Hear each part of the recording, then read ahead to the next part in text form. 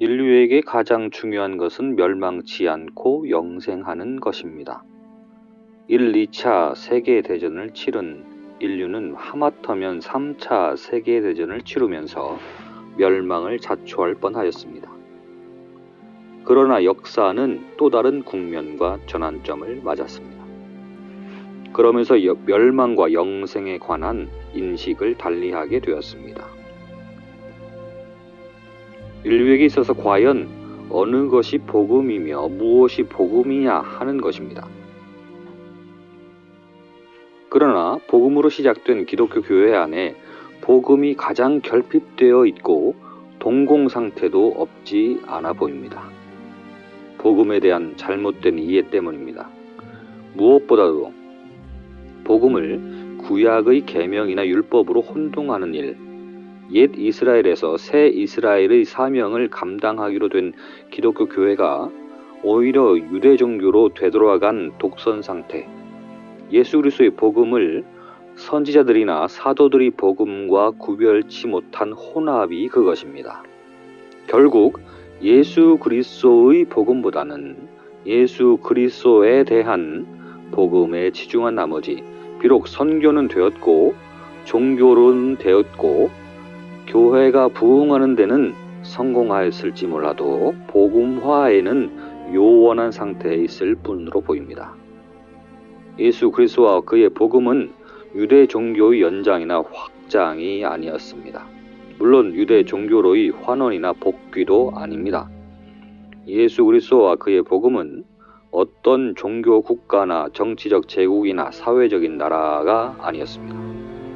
하나님께서 세상을 사랑하사 멸망치 않고 영생을 얻게 하기 위하여 선지자들을 보내시며 타락된 신앙이나 신학과 삶의 전환을 바라셨으나 하나님을 가장 잘 믿고 섬긴다는 이스라엘 백성들이 오히려 하나님의 뜻으로보다는 자기들의 주의 주장을 앞세움으로 하나님의 구원은 더욱 절망적이었습니다.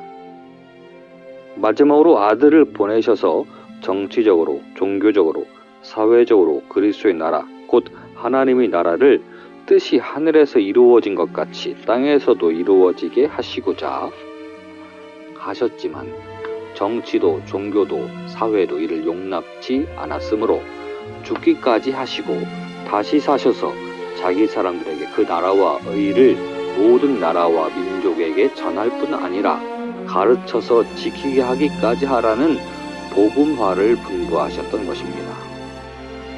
물론 다른 종교에 비하면 기독교만으로도 복음일 수 있고 다른 경전에 비하면 성경만으로도 복음일 수 있으나 하나님께서 마지막으로 아들까지 보내신 구원의 섭리에 반발하고 반대하며 죽이기까지 하는 종교나 신앙이나 경전은 이미 복음일 수 없는 것입니다. 성경이 다 하나님의 영감으로 쓰여졌다 하여 구약으로도 구원되고 서신으로도 구원되며 행전으로도 구원이 된다면 그럼 예수 그리스도의 성육신과 십자가와 부활은 무엇이란 말입니까? 구약도 중요하고 신약도 중요합니다. 그러나 선지자들의 복음과 사도들의 복음과 예수 그리스도의 복음이 구별되지 않으면 안 되는 것입니다. 선지자들의 복음과 사도들의 복음은 전 복음과 후 복음에 불과한 것입니다. 그들이 예수 그리스도와 그의 복음을 예비하고 수습을 한 것은 사실이나 그들은 그리스도가 아니며 그들이 구원이나 복음의 본론이 아닌 것입니다. 이런 혼돈 때문에 범신론적인 구원관과 다원화의 종교 사상이 나오게 된 것입니다. 다 복음이며 다 그리스도들의 인 것은 아닙니다. 성부, 성자, 성령에는 복수가 통용될 수 없는 것입니다.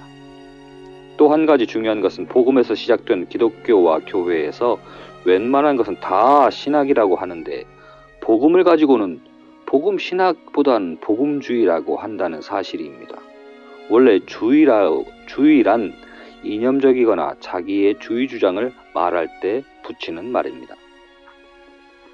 예수 그리스도의 복음이나 예수 그리스도에 대한 복음이 이데올로기처럼 이념적으로 언급이 되는 것은 복음의 격하이며 주객의 전도가 아닐 수 없습니다. 예수 그리스도와 그의 복음은 복음주의가 될 수 없습니다.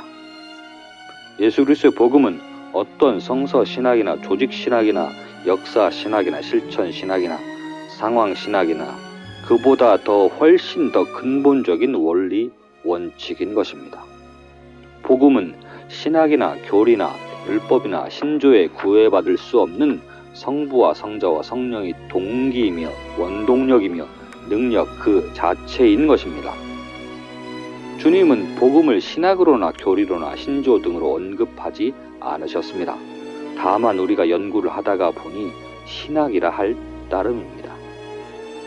그러나 성령운동을 정신운동으로도 하지 않고 귀신운동으로 하는 사람들 때문에 복음운동과 성령운동이 애매한 지경에 있으며 오히려 복음이 밀려나고 설 자리를 잃은 것입니다.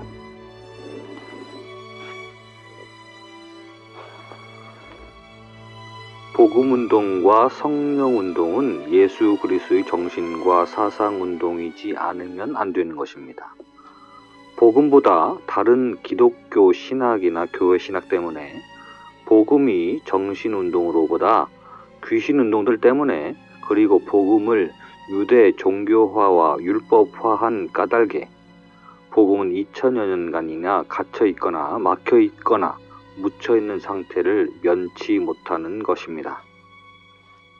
그러나 20세기 말에 이르러서는 마치 갇혀있던 물이 넘치듯이 막혀있던 열이 전도되듯이 그리고 가리워져 있던 빛이 파장이 되듯이 예수 그리스도의 복음의 능력이 교회 안에서부터 교회 밖으로 역사하는 일이 일어나게 되었습니다. 공산주의가 사라지는 일이었습니다. 그러나 공산주의 국가의 붕괴는 교회가 싸운 승리가 아닙니다. 20세기 말에 기독교나 교회는 그저 종말론에나 있었지 복음과 복음화에 있어서는 속수무책인 상태였습니다. 이제는 모든 다른 신학은 잠재되어도 됩니다. 그러나 복음은 더 이상 막혀 있거나 갇혀 있거나 묻혀 있어서는 안 됩니다. 지금까지 기독교와 교회는 복음 없이도 가능한 종교였고 예수 그리스도 없이도 그럴듯한 기독교였지만 여기에서 개종적 차원에서의 대전환점에 이르지 않으면 안 됩니다. 그렇지 않으면 유대 종교의 종말과 같은 전철을 밟을 뿐입니다. 예수 그리스도는 종교적인 그리스도만을 말하지 아니합니다. 예수 그리스도는 모든 나라와 민족에게 멸망치 않고 영생을 얻을 수 있는 길과 진리와 생명을 복음으로 말씀하셨습니다. 이것은 다른 어떤 교리나 신조나 신학에서 차선이 될 수 없는 것입니다. 기독교가 무엇으로부터 시작되었으며 교회가 누구 때문에 시작되었는데 하나님께서 옛날부터 싫어하신 종교의 율법이나 의식이나 행위만 답습하고 반복하고 있습니까? 주님 당시나 다름없는 일입니다.